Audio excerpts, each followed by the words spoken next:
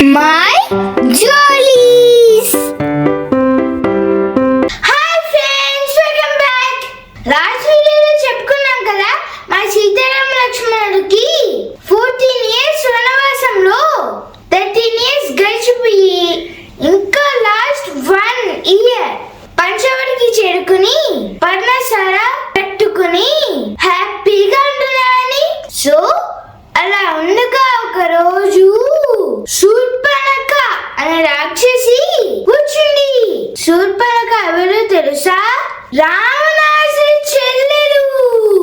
ఆ శూర్పణఖ పంచవటికి వచ్చి అక్కడ ఉన్న రాముడిని చూసి, అబ్బా చాలా అందంగా ఉన్నావు, ఎవరు నువ్వు, ఇక్కడెందుకున్నావు అని అడిగిందంట. అప్పుడు రాముడు తన గురించి అంతా చెప్పాడు. అది విన్నాక శూర్పణఖ ఏమందంటే, రాముడు చాలా చాలా అందంగా ఉన్నావు, నాకు నువ్వు బాగా నచ్చావు, నువ్వు నన్ను పెళ్లి చేసుకో, మన ఇద్దరం కలిసి హ్యాపీగా అడవిలో ఉండిపోదాము అని అడిగిందంట రాక్షసి. అప్పుడు రాముడు, లేదు నేను చేసుకోను, నాకు ఆల్రెడీ పెళ్లి అయిందని చెప్పాను కదా, అదిగో సీత ఆవిడే నా భార్య, కాబట్టి నేను కాదు కానీ అదిగో లక్ష్మణుడు, కావాలంటే వెళ్ళి అతన్ని అడుగు అని అన్నాడు రాముడు. అప్పుడు ఆ శూర్పణఖ వెళ్ళి లక్ష్మణుడు దగ్గరికి, నువ్వు కూడా భలే అందంగా ఉన్నావు,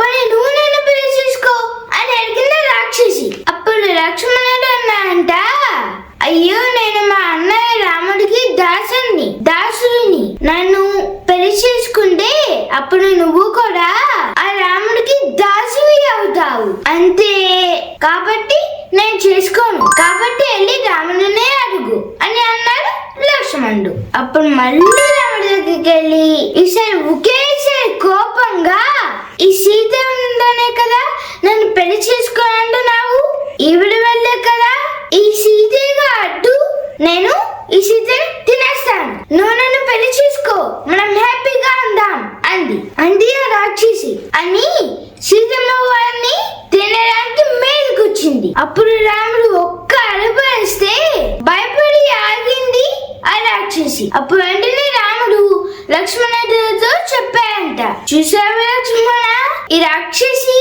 సీతమ్మను మీ వదినని తినేస్తాను అని మేలుపడుతుంది, నేను జాగ్రత్తగా ఉండకుండా ఉంటే ఇప్పటికి తినేసేది కూడా. మామూలుగా చెప్పితే దీనికి బుద్ధి రావట్లేదు, కానీ నువ్వు ఈ రాక్షసిని విరూపణ చేసేయి లక్ష్మణ అన్నాడు రాముడు. విరూప అంటే అందంగా లేకుండా చేయడం ఫ్రెండ్స్. అప్పుడు వెంటనే లక్ష్మణుడు పక్కన ఉన్న కత్తిని తీసుకొని ఆ శూర్పణఖ ముక్కు చెవులు కోసేశాడు. అప్పుడు ఆ రాక్షసి నెప్పితోటి పెద్ద పెద్ద కేకలు వేస్తూ కరుడు అనే వాళ్ళ అన్నయ్య దగ్గరకు వెళ్ళి పడింది. ఆ కరుడు దగ్గర 14,000 మంది రాక్షసులు ఉన్నారు ఫ్రెండ్స్. సో అక్కడికి వెళ్ళగానే శూర్పణఖని చూసి, ఏంటి నీ ముక్కు చెవులు కోసింది ఎవరు, ఏం జరిగింది అని అడిగారు. అప్పుడు శూర్పణఖ చెప్పింది, నేను పంచవటిలో ఇద్దరు మనుషుల్ని చూశాను, వాళ్ళ పేర్లు రామలక్ష్మణులు అని వాళ్ళ గురించి మొత్తం చెప్పింది. వాళ్ళ గురించి నిజమే చెప్పి సీతమ్మ గురించి ఏం చెప్పిందో తెలుసా?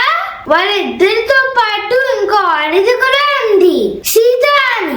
ఆవిడ చూడడానికి పండులా అందంగా ఉంది, పండులా ఉంది కదా అని నేను ఆమెను తినడానికి వెళ్ళిపోతుంటే ఆ రామలక్ష్మణుడు వచ్చి నా ముక్కు చెడు కోసేశారు అని అబద్ధం చెప్పింది ఆ రాక్షసి. చూసారా, ఇదే రాక్షసి బుద్ధి అంటే. సీతమ్మ పండులా ఉంది కదా అని తినడానికి వెళ్ళిందా?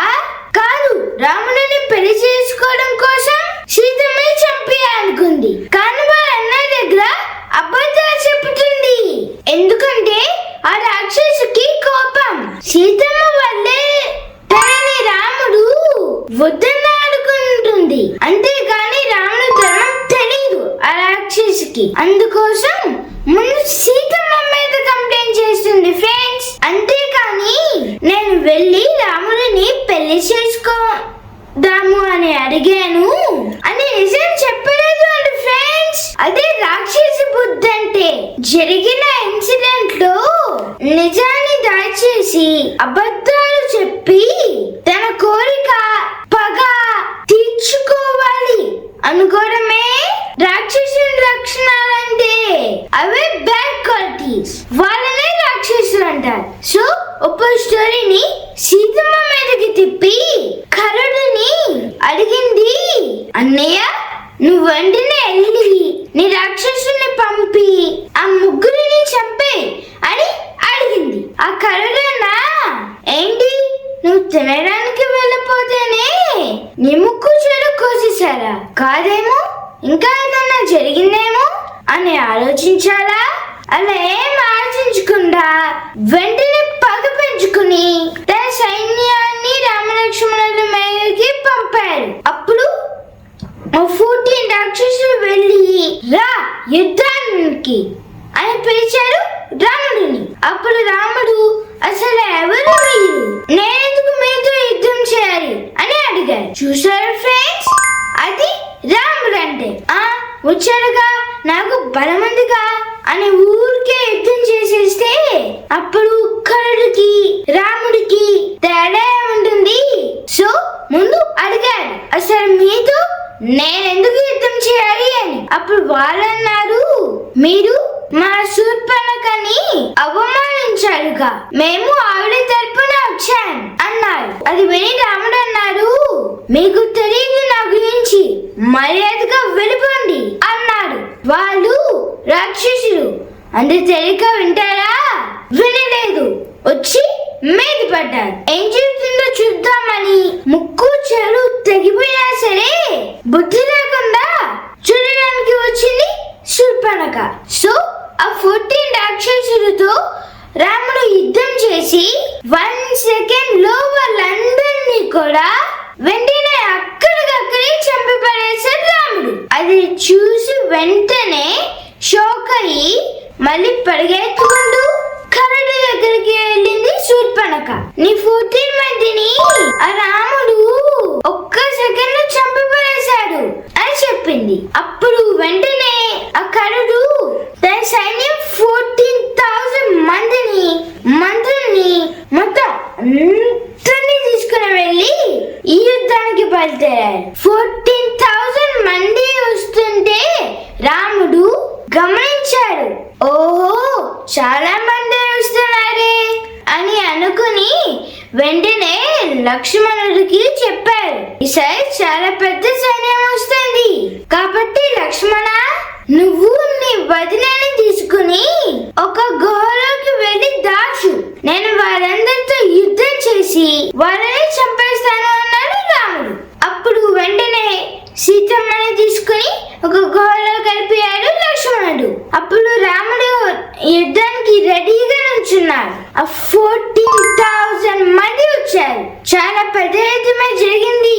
రాముడు టపా టపా టపా టపా అని రాముడు టపా టపా టపా అని బాణాలు వేసేసి ఆ 14,000 మంది రాక్షసుల్ని చంపేశారు ఫ్రెండ్స్. ఆ కరుడిని కూడా కాలు చేతులు నరికి చంపేశారు. మన రాముడు ఈ మొత్తం అందరినీ ఎంతసేపులో చంపారు తెలుసా ఫ్రెండ్స్? జస్ట్ 1 hour 12 minutes లో చంపేశారు మన సూపర్ హీరో.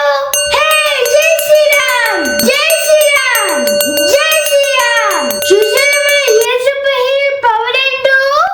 14,000 మంది రాక్షసులు ఒకవైపు మన రాముడు ఒక్కడే ఒకవైపు. అయినా రాముడు దగ్గర వచ్చాడు. జస్ట్ 1 hour 12 minutes లో అందరిని చంపేశాడు. అది రాముడి బాహుబలం అంటే. సో నెక్స్ట్ ఏం జరిగిందో, ఆ శూర్పణఖ రాక్షసి ఏం చేసిందో నెక్స్ట్ వీడియోలో చెప్తాను. ఇవాళ క్వశ్చన్ అడగనమని, అదేంటంటే ఆ రాక్షసి శూర్పణఖకి ముక్కు చెవులు కోసింది ఎవరు? నాకు కామెంట్స్ లో చెప్పండి. గుర్తుంచుకోండి ఫ్రెండ్స్, మన రియల్ సూపర్ హీరోస్ గురించి అందరికీ తెలిసే వరకు షేర్ చేయండి. మన స్టోరీ నెక్స్ట్ వీడియోలో కంటిన్యూ చేసుకోండి. and share and subscribe.